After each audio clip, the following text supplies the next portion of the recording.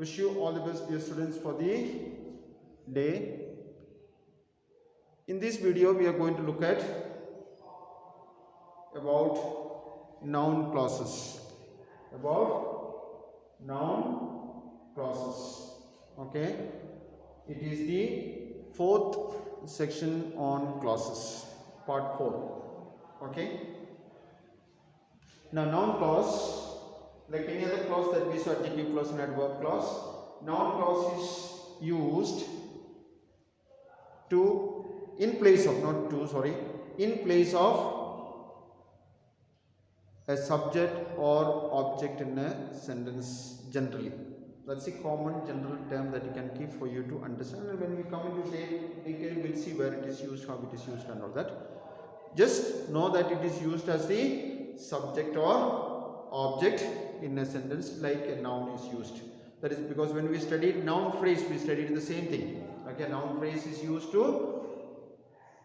in place of a noun as a subject or object in a sentence. Here also it is the same.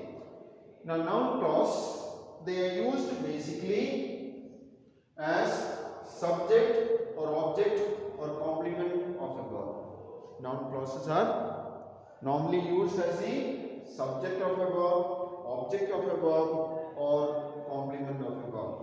It is also used as object of an infinitive or a participle or a preposition.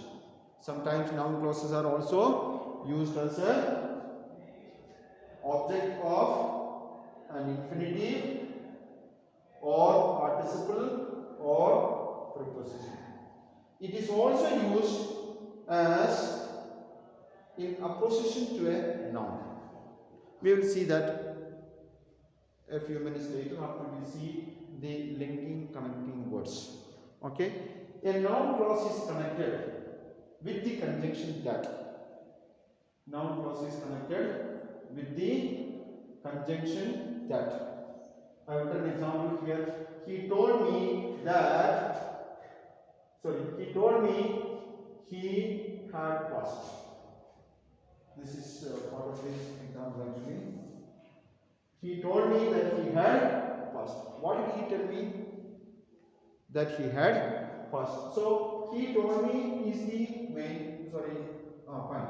He told me is the main clause. That he had passed is the subordinate clause. Always that conjunction, I have written it here. That he had passed is the subordinate clause. And this subordinate clause is coming here as the object. So it's a noun clause connected with the linking word or the conjunction that, which we saw when we studied about where did we study about that as a linking word and adjective clause. Okay. Now we are going to look at the next word, what. Fine. We studied about, we are going to look at what used as a conjunction. Tell me what she wants. Again, it is an object here. Now tell me what she wants. This is actually you tell me. Okay, the clause is full, subject verb. You tell me, this is the main clause. What she wants is the subordinate clause. So here, what is the linking word? The connecting word, the conjunction.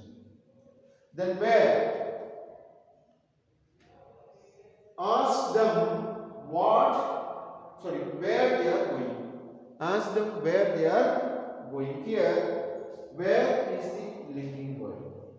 You ask them, like here, tell me, there is an invisible you here. Here also, an invisible you. Since it is imperative sense, we don't use it. You tell me what she wants, or you ask them where they are going. So subject, verb, and this is a main clause. This is a subordinate clause connected with the where. Okay, and this is also a noun clause. The next linking word is how. How. I forgot how many you asked for. See, I forgot is the main clause, subject and verb. That's enough to make a clause. And how many you asked for. How is the linking word, the connecting word.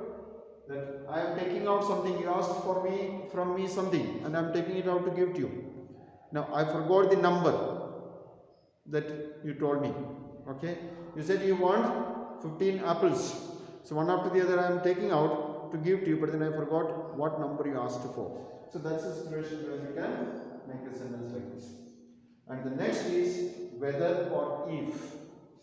Whether or if.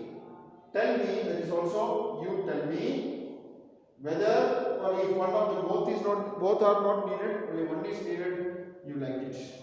Pointing to or showing you something, I am asking you to tell me whether you like it. So this is a main clause, this is a subordinate clause, which is a noun clause. Okay, so these are the linking words. We saw when we studied adjective clause about that we saw, then which we saw, who, whom, whose we saw, okay, where, when and all that. As also we saw some words. When we came into adverb clauses, we saw so many. For time, what did we see? When, and then before, after, while, as, since, all these words we saw as linking words. And then when we looked at place, we saw where and wherever. When we looked at cause or reason, we saw because, since, as, just now we saw, or effect or result we saw, so that, such that, purpose we saw, that, so that, in order that, lest, like that, so many we saw. Same way, these are the words, linking words connected to, used to connect a noun clause with the main clause in a sentence to make a complete sentence, which is always a complex sentence, because I told you all these are subordinate clauses. So one main clause and one subordinate clause put together, what we get? A complex sentence. Now the usages. They are used as the subject or object of a or complement of a verb. We'll just see that.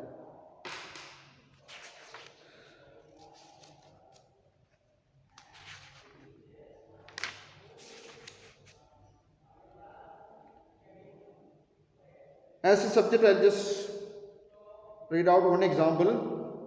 Where he lives is not known to me. Where he lives is not known to me. So where he lives, okay, using the conjunction where he lives, that is the noun clause, is what is not known to me? Where he lives. So here where he lives is used as a subject to the verb is. Now object to the verb, if you use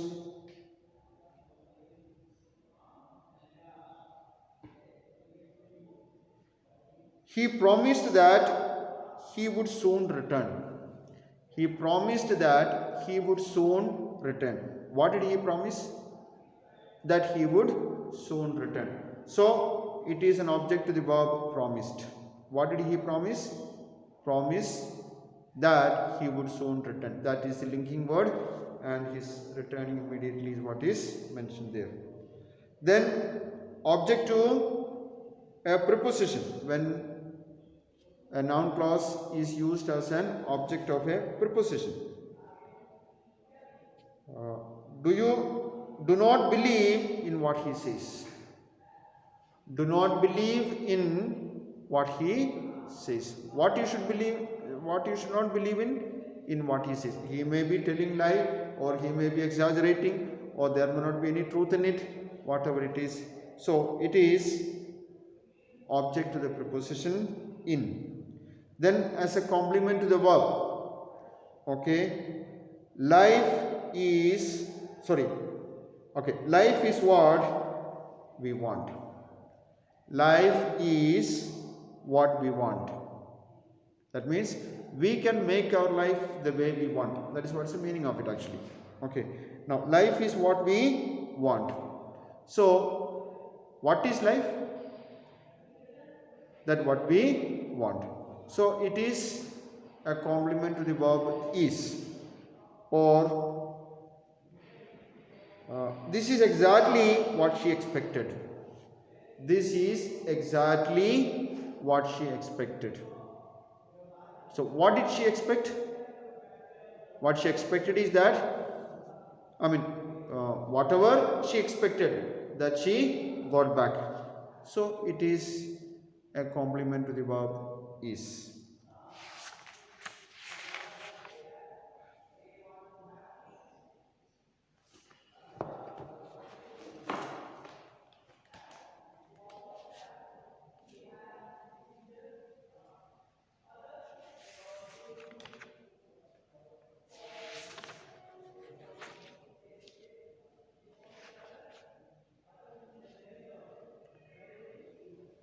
Then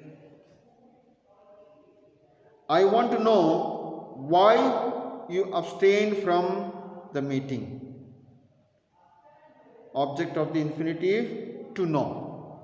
I want to know why you abstained. I want to know why you abstained from the meeting. So there it is. The noun clause why you abstained from meeting, you kept away from meeting, is used as an object to the infinitive. Then I kept waiting for him, hoping that he would soon return. I kept waiting for him, hoping that he would soon return. That he would soon return is the noun clause used as a complement to the participle hoping. Okay, so that's how it is being used.